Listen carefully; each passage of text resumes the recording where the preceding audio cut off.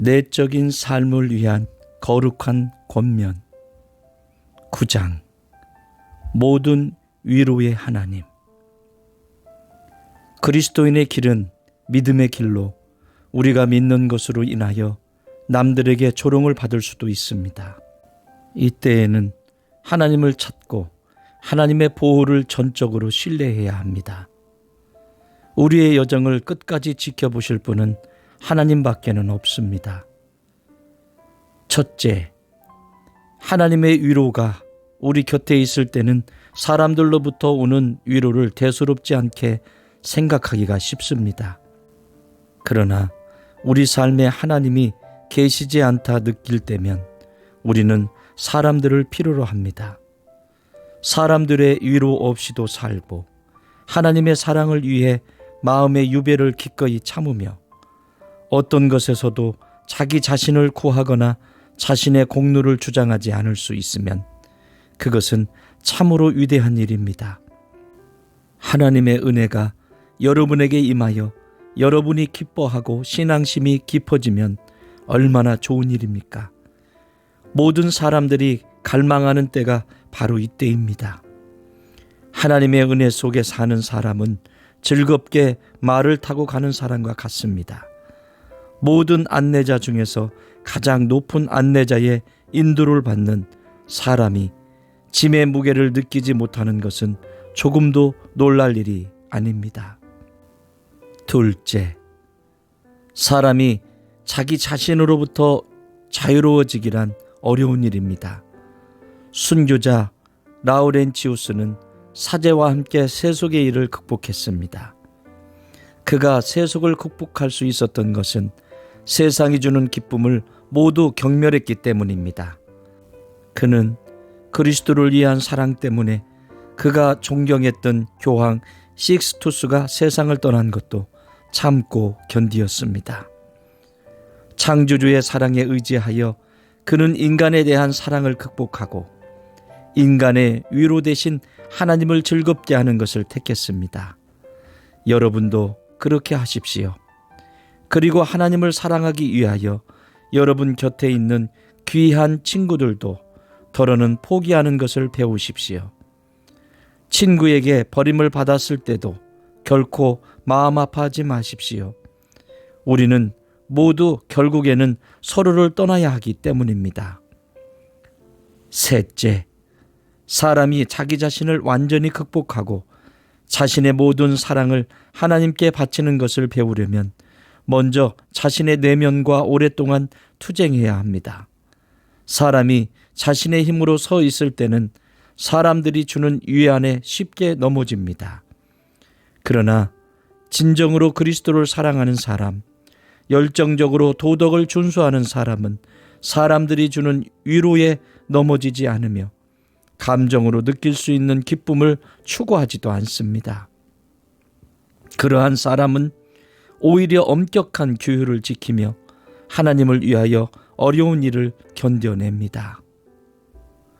넷째, 그러므로 하나님께서 영적으로 위로하실 때는 감사함으로 이를 받으십시오. 그 위로는 하나님이 주시는 선물로 이는 여러분이 받을 자격이 있어 주어지는 것이 아닙니다. 그러므로 우쭐대지 말고 너무 기뻐 뛰지 말며 바보처럼 앞질러 행동하지도 마십시오. 오히려 하나님께서 주신 선물로 인하여 더욱 겸손해지고 더욱 조심하고 여러분이 하는 모든 일을 더욱 두려워하십시오. 위로의 시간이 지나면 유혹의 시간이 올 것이기 때문입니다. 위로가 떠났다고 곧바로 실망하지 마십시오. 오히려 하나님은 여러분에게 더 큰 은혜와 위로를 되돌려 주실 것입니다. 그러므로 겸손과 인내로서 하나님이 찾아오시기를 기다리십시오. 이러한 일은 하나님의 길을 경험한 일이 있는 사람에게는 새로운 일도 아니며 또한 이상한 일도 아닙니다. 옛 성인과 선지자들은 이러한 국면의 변화를 흔히 경험했습니다. 다섯째, 시편 기자는 하나님의 은혜가 임했을 때 이렇게 말했습니다. 내가 형통할 때에 말하기를 영영이 요동치 아니하리라. 시 30편 6절. 그러나 하나님의 은혜가 떠나자 그는 이렇게 말했습니다. 주께서 얼굴을 가리우심으로 내가 근심합니다. 시 30편 7절. 그러나 이런 중에서도 그는 낭망하지 않고 더욱 다급하게 하나님에게 간청하면서 말했습니다. 여호와여, 내가 주께 부르짖고 여호와께 간구하나이다. 시 30편 8절. 마지막에 가서 그는 자신의 기도가 열매 맺은 것을 알리면서 하나님이 자신의 기도를 들어주셨다고 이렇게 간증했습니다. 여호와는 들으시고 나를 긍휼히 여기시고 나를 돕는 자가 되었습니다. 시 30편 10절. 그런데 하나님이 무엇을 하셨다는 것입니까? 그는 이렇게 말했습니다. 주께서 나의 슬픔을 변하여 춤이 되게 하시며 나에게 기쁨의 옷을 입히셨습니다. 시 30편 11절. 위대한 옛 성인들에게도 이러하였을진데 약하고 가난한 우리들도 때로는 따뜻하고 때로는 춥다 하여 낙담해서는 안 될 것입니다. 성령은 그 자신의 뜻에 따라 오고 가기 때문입니다. 축복받은 욥은 이렇게 말했습니다.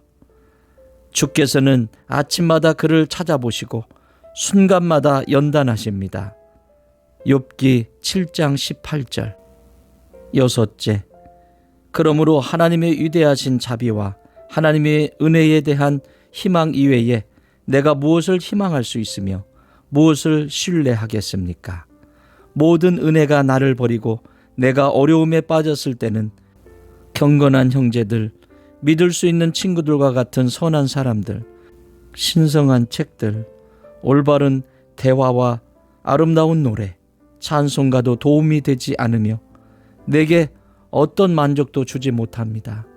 이때에는 인내로서 그리고 하나님의 뜻에 따라 자기 자신을 부인하는 것보다 더 좋은 해결책은 없습니다. 일곱 번째, 매우 종교적이며 경건한 사람이라 할지라도 때로는 은혜가 자신에게서 떠나가고 열정이 식는 것을 경험합니다. 과거 옛 성인들도 온전히 마음의 평정을 얻지 못하였으며 깨달음에 이르지 못하였습니다. 그래서 빠르고 늦은 차이는 있었지만 그들도 모두 유혹을 받았습니다.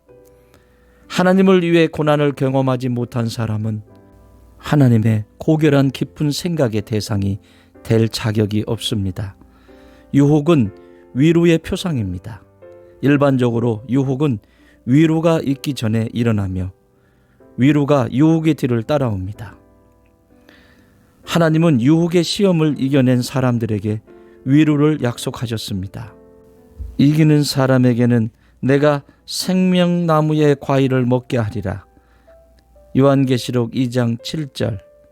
하나님은 이렇게 말씀하셨습니다.